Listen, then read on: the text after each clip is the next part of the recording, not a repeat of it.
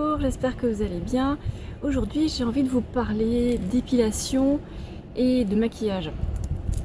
C'est un sujet super en vogue chez ceux qui rentrent dans les pratiques naturelles et forcément à un moment ou un autre, on se pose la question, est-ce qu'il faut se maquiller, est-ce qu'il faut s'épiler? Moi, j'aime pas les questions qui commencent par il faut, ça fait très journalistique trash quoi. Alors, moi, je vais juste vous dire ce que j'en pense moi et je vais pas vous dire quoi faire parce que je m'en fiche si vous vous maquillez ou si vous vous épilez. L'important, c'est, comme j'ai dit l'autre fois, c'est que vous vous sentiez bien dans votre corps et que vous soyez en cohérence avec vous-même. Bon. Alors, pour moi, on va commencer par le maquillage. Je me maquille quasiment plus. Déjà à l'époque, je me maquillais assez peu, mais alors maintenant, on va dire que je me maquille de temps en temps pour une vidéo ou de temps en temps pour certaines sorties. Et j'en éprouve de moins en moins le besoin. Et en plus là je suis super bronzée donc je ressens encore moins le besoin de me maquiller quoi. Des bonnes petites couleurs, ça... j'ai l'impression que mon visage est plus joyeux alors que quand il était tout pâle, tout blanc, parce que j'habitais loin du sud, forcément quand j'avais un teint tout livide, je sais pas, j'avais envie de maquiller ça pour que ça ressorte un peu. Alors il y a plusieurs raisons pour lesquelles j'arrête de me maquiller, parce que je sais qu'un jour, très bientôt certainement, j'arrêterai complètement de me maquiller. Le maquillage, ça peut être considéré comme une catégorie artistique, pourquoi pas. Après, la plupart du temps, les filles se maquillent parce qu'elles sont pas sûres d'elles, elles ont besoin de ressembler à quelque chose qu'elles ne sont pas. Et bon, je comprends quand on a des grosses cernes, qu'on a envie de cacher ça, et qu'on a des boutons, qu'on a envie de cacher ça, mais en fait quand on maquille, on bouche les pores de la peau, on aggrave son cas quoi.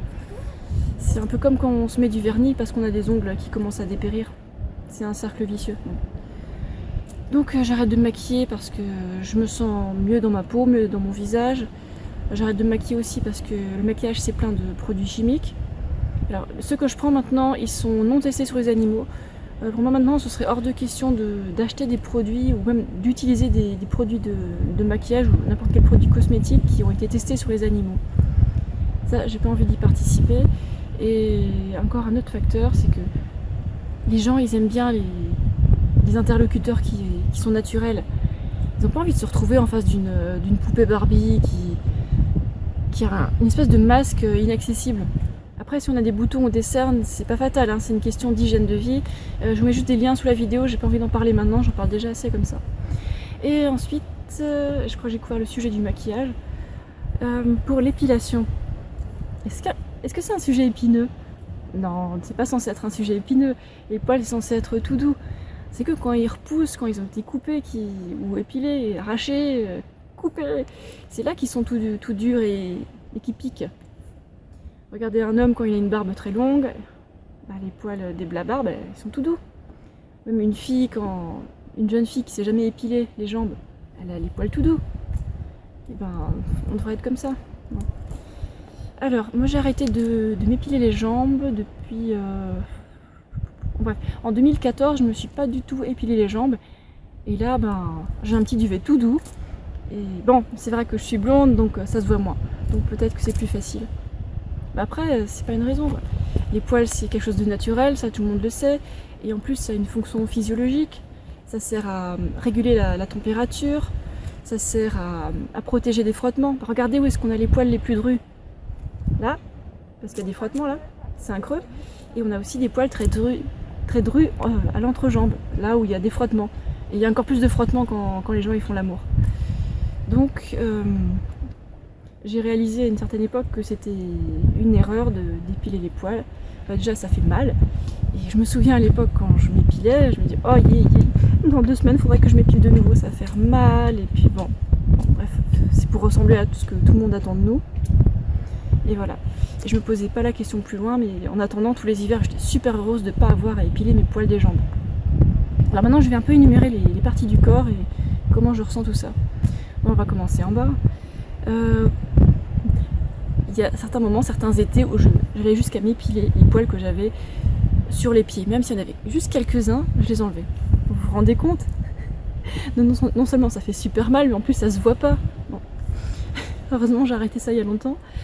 Et pour les jambes, donc je me suis pas du tout épilée en 2014, je suis trop heureuse.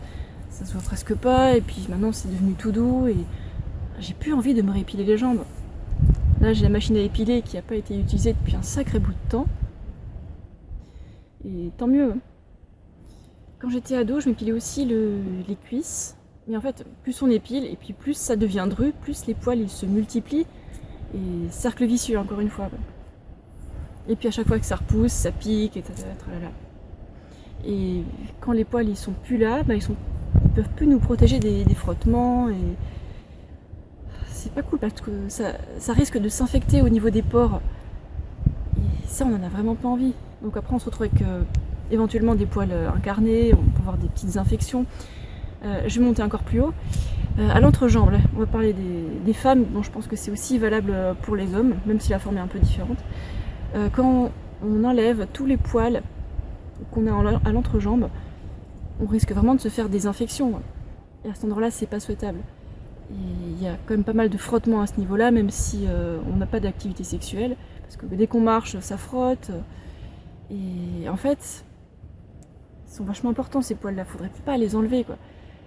Alors je les ai jamais épilés en arrachant, je les rasais à une certaine époque parce que j'avais certains petits copains qui ne concevaient pas d'avoir une petite copine qui n'était pas épilée à l'entrejambe. C'est grave d'être accro au porno comme ça. Bon, après, vivement que le porno évolue, si c'est pas déjà fait. Et donc maintenant j'arrête d'épiler là aussi.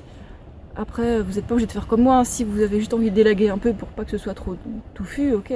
L'important c'est de garder quand même une base de poils qui fasse sa fonction, quoi. Ensuite, remontons jusqu'aux aisselles. En un an, je me suis épilé 4 fois les aisselles, quand je trouvais que ça me gênait un peu d'avoir des poils comme ça, enfin j'exagère, on va dire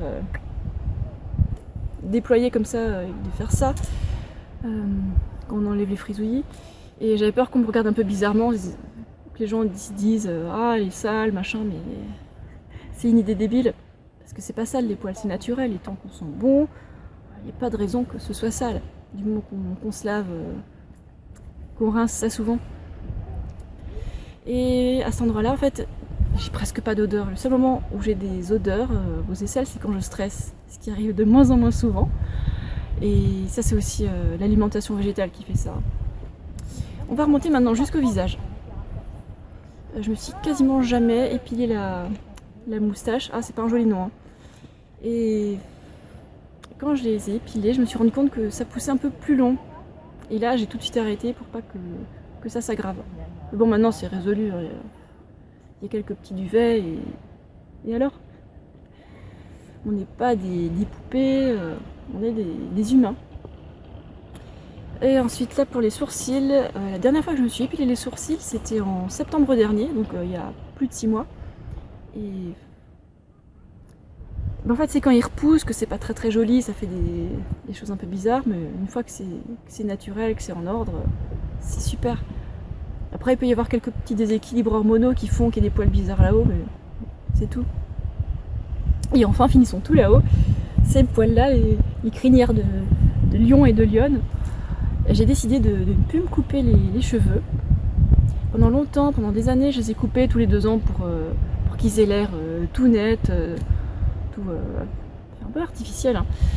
Et maintenant, je préfère les laisser pousser. Et puis, comme ça, les pointes, elles restent là où elles sont.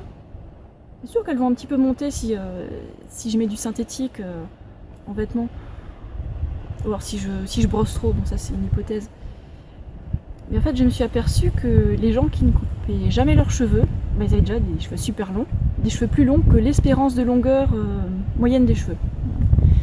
Et en fait, ces gens-là, ils me disent que oui, les fourches, elles restent en bas. Alors que si on coupe là, par exemple, les fourches, elles vont recommencer à partir de là, et cercle vicieux encore. Alors si vous êtes jeune, laissez vos cheveux pousser si vous aimez ça, quoi. Parce qu'après, avec l'âge, a priori, en moyenne, les cheveux ils poussent quand même vachement moins vite. Alors moi quand j'avais 15 jusqu'à 25 ans, j'avais des cheveux qui poussaient super vite. Maintenant ça s'est un peu ralenti et j'accepte pas ça. Et voilà, donc c'était mes petites résolutions. Et voilà, officiellement, je ne m'épile plus du tout. je ne me coupe aucun poil, même les cheveux, et je ne me maquillerai plus très bientôt. Peut-être que j'attends encore d'utiliser mes derniers effets de maquillage. C'est comme pour les petits piercings aux oreilles. Je pense que je vais encore mettre des boucles d'oreilles tant que j'en ai. J'en rachèterai pas, et quand je n'aurai plus, je laisserai mes oreilles se reboucher. Voilà, tout au naturel. De toute façon, tout ce qui est piercing ou tatouage, ça m'a jamais attiré. Pas envie de me tuner comme une voiture. Voilà. Alors que voilà, mon corps il a envie de s'épanouir sans être tout modifié par des piercings, des tatouages, des corsets. D'ailleurs, je suis encore en train d'essayer de vendre le mien. Il n'y a personne que ça intéresse. Et bah ouais, avec des habits super amples, ou alors des habits moulants mais qui font pas mal, des habits souples, des choses confortables quoi. Pour les chaussures aussi c'est valable. Et, ah oui, je voulais aussi vous parler de soutien-gorge. Bah là par exemple, j'en porte pas.